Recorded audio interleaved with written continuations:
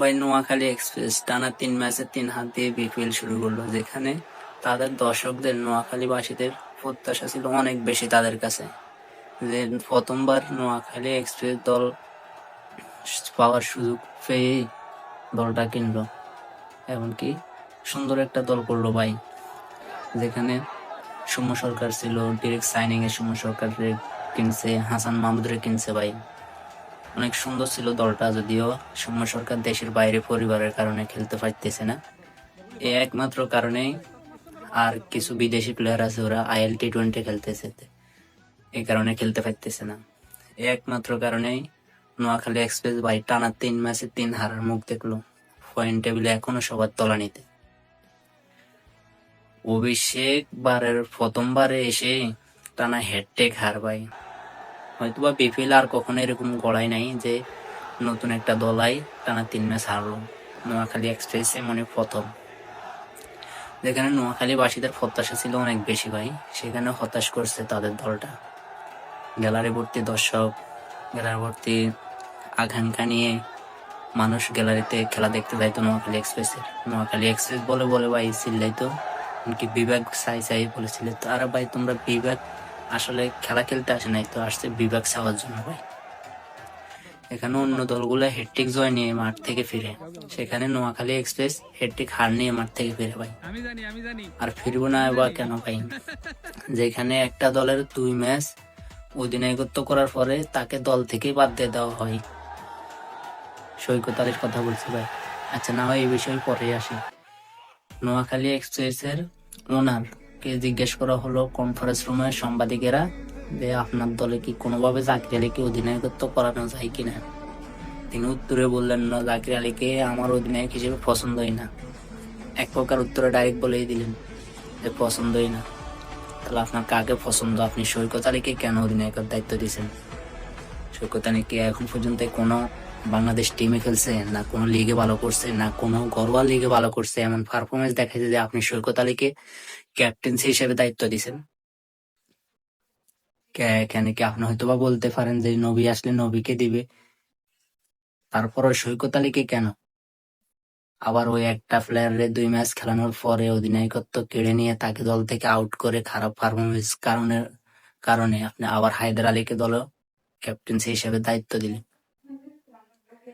ভাই নোয়াখালীর দর্শকদের আকাঙ্ক্ষা অনেক বেশি ভাই। নোয়াখালীর মানুষ টিকিট পছন্দ করে, টিকিটকে অনেক ভালোবাসে, তাই তারা সমর্থক মন দিয়ে সমর্থন করে ভাই আপনাদেরকে। তাই বলে আপনারা তাদের মন নিয়ে ছেলে খেলা করবেন ভাই? প্লেয়ারদের গুলা আমাদের খালেদ মাহমুদ সুজন গেছে বারের আগের বারও ঢাকায় ছিল প্রধান কোচ হিসেবে, যেখানে 12 ম্যাচের মধ্যে 9 ম্যাচ হারলো, মাত্র 3 ম্যাচ জিতলো ভাই। গতবারের খেলা লাস্ট 26 ম্যাচে 23 ম্যাচের হারের মুখ দেখছে খালেদ মাহমুদ সুজন কোচিং করার কারণে, মাত্র 3 ম্যাচে জয়। তাহলে আপনি কাকে নিয়ে খেলতে আসছেন ভাই দলটাতে? খালেদ মাহমুদ একটা আনকমন কোচকে নিয়ে, যে এখন পর্যন্ত হারতেই আছে বিপিএল। জাকির আলী অনেক সিঙ্গাম জাকির বলা হয় যাকে, এখন সে জনপ্রিয় সিঙ্গামের প্রতীকে। মাহিদুল ইসলাম অঙ্কন ভাই, আপনি তাদেরকে দলে নিছেন, তাদেরকে যদিও আপনারা দলে নিতে চান নাই, বিসিবি এক প্রকার ঠেলেই দিছে আপনাদের কাছে, এখন আপনাদের গলার কাটা হয়ে গেছে ভাই। জাকির আলী অনেক আর মাহিদুল ইসলাম অঙ্কন ভাই। মাহিদুল ইসলাম অঙ্কন তো খেলোয়াড়ের কোনো ডট বাবা, এক কথায় তাকে ফানি টানানো ছাড়া আর কোনো কাজ দেওয়ার দরকারই নেই। সে ব্যাটে বলে বল করতে পারতেছে একমাত্র কোনো একটা। সে গেছে বিপিএল এ যদিও 18 বলে 50 করছে, এই বিপিএল এ সে 18 বলে 8 রান করছে। যে কোনো ব্যাটসম্যান টেস্টও এরকম খারাপ পারফরমেন্স করে না, যে 18 বলে 8 রান, আমার মনে হয় না 8 রান। সে 18 বলে টি-20 একটা খেলাতে 8 রান করে। জাকির আলী অনেক যদিও এক ম্যাচে 17 বলে 29 রান করে জবাব দেয়, আবার তার উল্টোটাও পরের ম্যাচে দেখিয়ে দেয়, সে 8 বলে 6 রান করে। এই দুইটা গাধা যদি নোয়াখালী এক্সপ্রেসের টিমে থাকে, নোয়াখালীকে হারানোর জন্য আর কিছুই লাগে না ভাই। এই দুইটাই পারে হারাইতে ভাই। সাব্বির হাসান কাকে নিয়ে আপনারা খেলতে আসছেন ভাই? সাব্বির হাসান, হাবিবুর রহমান, তার কাছে অনেক বেশি প্রত্যাশা ছিল ভাই। সে টানা 3 ম্যাচে প্রত্যাশার কোনো দাবি মেটাতে পারেনি। এত খারাপ পারফরমেন্স করে ভাই। ভাই এখন নোয়াখালীর দর্শকরা চায়, ফ্যানরা চায় যে নোয়াখালী আবার ফিরে আসুক। সিলেট পর্ব শেষ করে তারা চট্টগ্রামের মাটিতে ফাঁড়া দিছে। চট্টগ্রামে তাদের যেন প্রথম জয়টা আসে। এমনকি আমাদের সৌম্য সরকার যাতে অতি দ্রুত, নোয়াখালীর মালিক পক্ষকে জানানো দরকার যে অতি দ্রুত সৌম্য সরকারকে আনানো হোক। কারণ সৌম্য সরকার সামনে থেকে নেতৃত্ব দিলে অবশ্যই নোয়াখালী এক্সপ্রেস ভালো কিছু করবে, ইনশাল্লাহ জয়ের দেখা পাবে। আর এমনকি আনকমন খেলোয়াড়দেরকে বাদ দিয়ে কিছু ভালো খেলোয়াড় আনা হোক।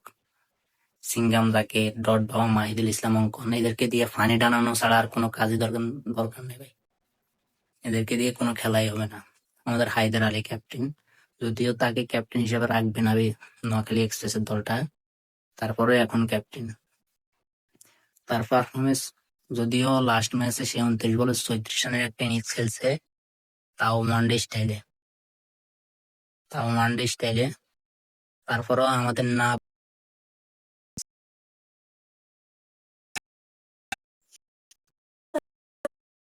নোয়াখালীর ফ্যানদের কাছে প্রত্যাশা একটাই,